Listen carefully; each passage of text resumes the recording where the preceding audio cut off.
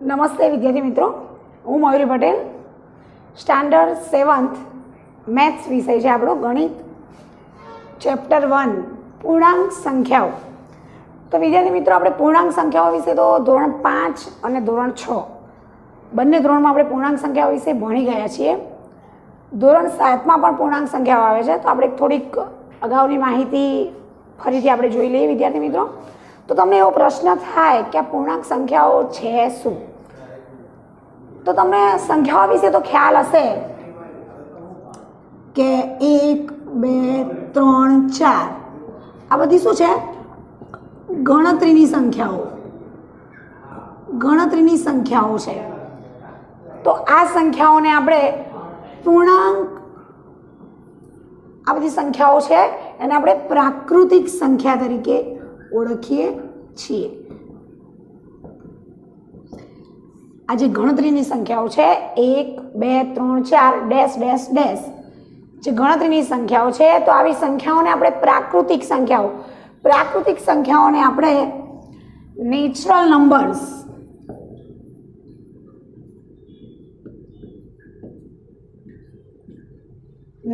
Numbers તરીકે પણ ઓળખીએ છીએ. તો પ્રાકૃતિક સંખ્યાઓની શરૂઆત ક્યાંથી થાય? તો 1 થી. તો તમને એવો પ્રશ્ન થાય કે સૌથી નાની પ્રાકૃતિક સંખ્યા કઈ? તો 1. પણ સૌથી મોટી પ્રાકૃતિક સંખ્યા તો આપણે શોધી ના શકીએ. કેમ કે પ્રાકૃતિક સંખ્યાઓ કેવી છે?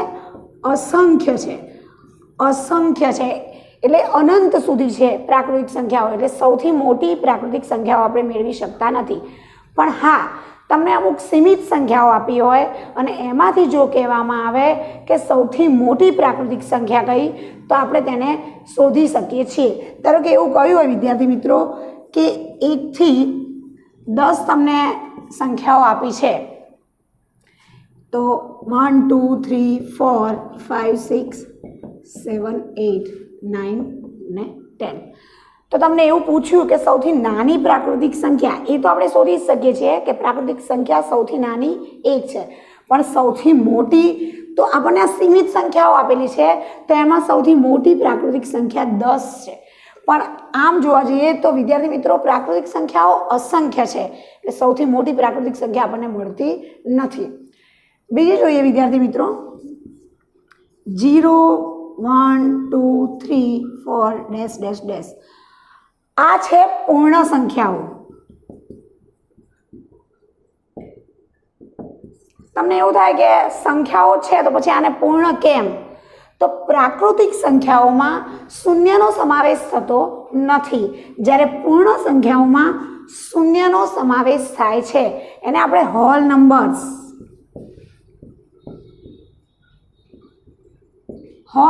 તરીકે પણ આપણે ઓળખીએ છીએ. ફરીથી, પ્રાકૃતિક સંખ્યાઓમાં શૂન્યનો સમાવેશ થતો નથી, જ્યારે પૂર્ણ સંખ્યાઓમાં શૂન્યનો સમાવેશ થાય છે. તો પૂર્ણ સંખ્યાઓ જ્યારે શરૂઆત થાય ત્યારે શૂન્યની શરૂઆતમાં હોવું જરૂરી છે.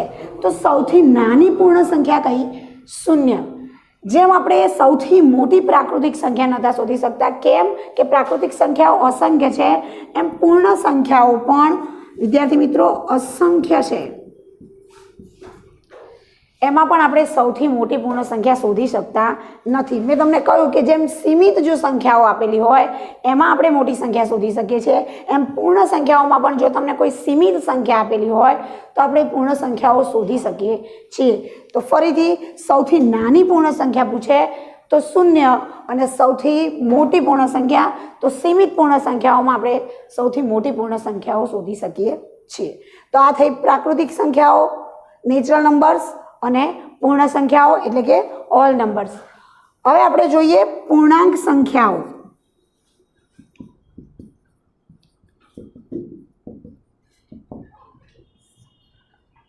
પૂર્ણાંક સંખ્યાઓમાં પ્રાકૃતિક સંખ્યાઓ,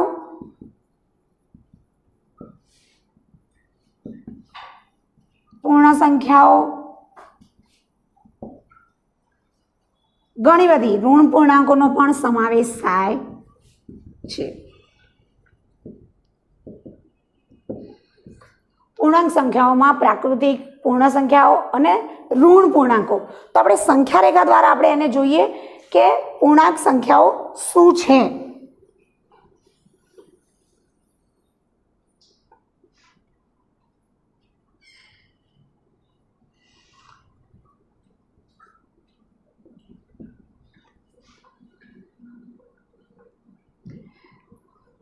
આ છે આપણી સંખ્યા રેખા. સંખ્યા રેખા પણ અનંત સુધી આપણે દોરી શકીએ છીએ, પણ અહીંયા આપણે અમુક સંખ્યાઓ સંખ્યા રેખા ઉપર આપણે એનું નિરૂપણ કરેલું છે. તો જોઈએ, સંખ્યા રેખા ઉપર ઋણ પૂર્ણાંકો, શૂન્ય અને ધન પૂર્ણાંકોનો સમાવેશ થાય છે. તો સંખ્યા રેખા ઉપર ઋણ પૂર્ણાંકો, શૂન્ય અને આ ધન પૂર્ણાંકો છે એને આપણે પૂર્ણાંક સંખ્યાઓ તરીકે ઓળખીએ છીએ. દરેક પ્રકારના જે ધન પૂર્ણાંક છે એ શૂન્ય અને ઋણ પૂર્ણાંકો કરતાં મોટા છે. જેમ જેમ સંખ્યા રેખા ઉપર આપણે જમણી બાજુ તરફ જઈએ વિદ્યાર્થી મિત્રો, એટલે કે -6 થી -5 એ મોટા છે, -5 થી -4 મોટા છે, એમ 0 થી 1 મોટા છે, 2 થી 3 મોટા છે. સંખ્યા રેખા ઉપર આપણે જેમ જેમ જમણી બાજુ તરફ જઈએ તેમ પૂર્ણાંકો એટલે કે સંખ્યા મોટી થતી જાય છે. ડાબાથી જમણી તરફ જતા સંખ્યા મોટી થતી જાય છે. એવી જ રીતે વિદ્યાર્થી મિત્રો આપણે જમણી બાજુથી ડાબી તરફ જઈએ તેમ સંખ્યાઓ નાની થતી જાય છે, એટલે કે 0 થી નાના -1, -1 થી નાના -2. આમ પૂર્ણાંક સંખ્યાઓમાં શૂન્ય, ઋણ પૂર્ણાંકો અને ધન પૂર્ણાંકોનો સમાવેશ થાય છે. આપણે એક એક્ઝામ્પલ જોઈએ, સરસ મજાનું છે.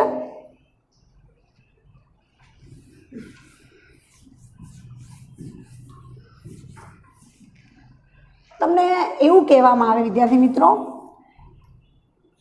એક એક્ઝામ્પલ સરસ છે, -5, 7, 0, 4, -4 નું સંખ્યા રેખા પર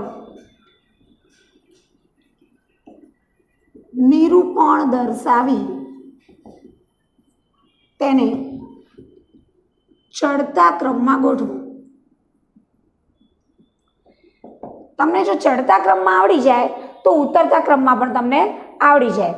તો આપણે અમુક આપણને સંખ્યાઓ આપી છે કે -5, 7, 0, 4, -4 અમુક સંખ્યાઓ આપી છે. તો આપણે એને સંખ્યા રેખાનું, તો પહેલાં આપણે વિદ્યાર્થી મિત્રો એ જોઈ શકીએ કે એમાં સૌથી ધન પૂર્ણાંક કયો છે મોટો, તો 7 છે. તો સંખ્યા રેખા ઉપર જમણી બાજુ આપણે ઓછામાં ઓછા 7 અંક સુધી તો લેવા જ જોઈએ, એનાથી વધારે લઈ શકો છો.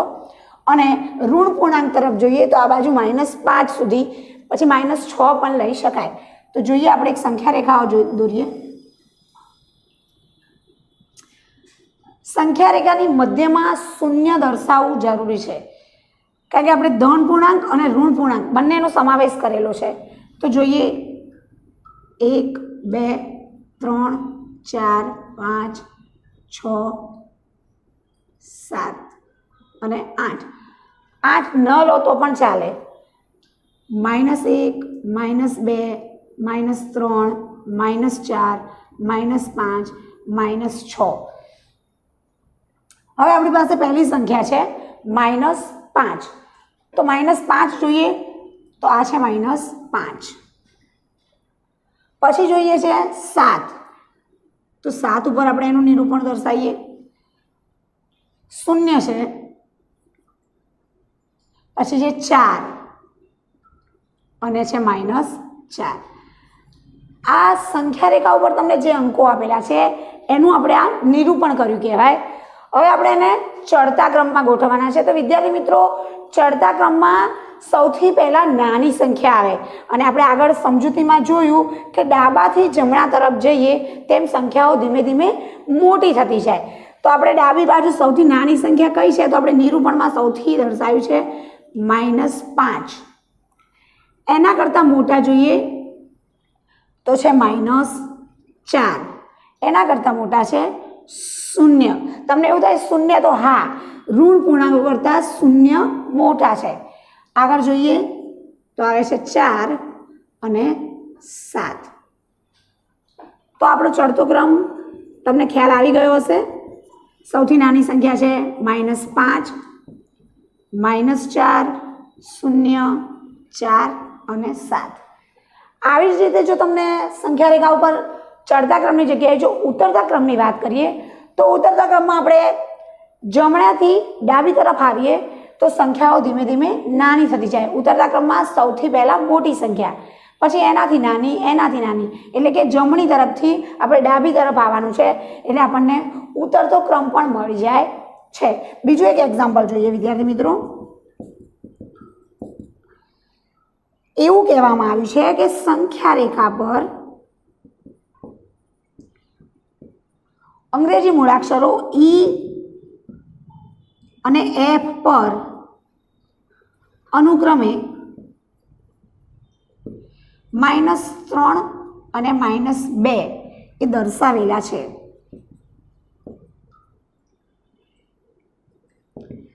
તો બી, એચ, જે, એમ અને ઓ પર કયા પૂર્ણાંક હશે? તમને આપ્યું જ છે સંખ્યા રેખા પર ઈ અને એફ પર -3 અને -2. તો સૌથી પહેલા આપણે શું કામ કરવું પડે? સંખ્યા રેખા દોરવી પડે અને એના ઉપર આપણે અંગ્રેજી મૂળાક્ષરો પણ આપણે દર્શાવીએ છીએ. તો આપણે અંગ્રેજી મૂળાક્ષરો ક્યાંથી ચાલુ કરીશું? એ થી. એ, બી, સી, ડી, ઈ, એફ, જી, એચ, આઈ, જે, કે, એલ, એમ, એન અને ઓ. તો આપણને ઓ સુધી આપેલું છે. તો આપણે જોઈએ ત્યાં આપણને ઈ અને એફ ઉપર અનુક્રમે -3 અને -2. તો અહીંયા છે -3 અને અહીંયા છે -2. હવે આપણને -3 અને -2 તો તમને ખ્યાલ આવી જાય કે જેમ ડાબી તરફથી જમણી તરફ જઈએ તો સંખ્યાઓ આપણી ઘટતી જાય. તો અહીંયા આવે છે -1, અહીંયા છે 0, 1, 2, 3, 4, 5, 6 અને 7. એવી જ રીતે આ બાજુ છે -4, -5, -6 અને -7. ઈ અને એફ પર આવેલા હતા. એના આધારે આપણે દરેક અંગ્રેજી મૂળાક્ષરોને આપણે સંખ્યા રેખા ઉપર આપણે પૂર્ણાંક સંખ્યાઓ દર્શાવી. હવે બીના સંદર્ભમાં આપણે કઈ સંખ્યા આપેલી છે એ શોધવાની છે. તો બીના સંદર્ભમાં આપણને -6 આપેલા છે. એવી જ રીતે પૂછ્યું છે એચ. તો એચમાં કઈ છે વિદ્યાર્થી મિત્રો? 0. તો એચના સંદર્ભમાં આપણને 0 આપેલા છે. પછી છે જે. તો જેના સંદર્ભમાં છે 2. હવે પૂછ્યો છે એમ. તો એમના સંદર્ભમાં કઈ સંખ્યા આપી છે આપણને? 5. એન છે. આપણને પૂછ્યો છે ઓ. તો ઓના સંદર્ભમાં આપણે છે 7. તો આ થઈ સંખ્યા રેખા. તમને ખ્યાલ આવી ગયો હશે કે ચડતા ક્રમ અને ઉતરતા ક્રમ, ડાબેથી જમણી તરફ જઈએ તો સંખ્યાઓ ધીમે ધીમે મોટી થતી એટલે કે વધતી જાય અનુક્રમે, અને એવી જ રીતે જમણેથી ડાબા તરફ આવતા સંખ્યાઓ ઘટતી જાય. તો આ રીતે સંખ્યા રેખાનું નિરૂપણ દર્શાવી શકીએ.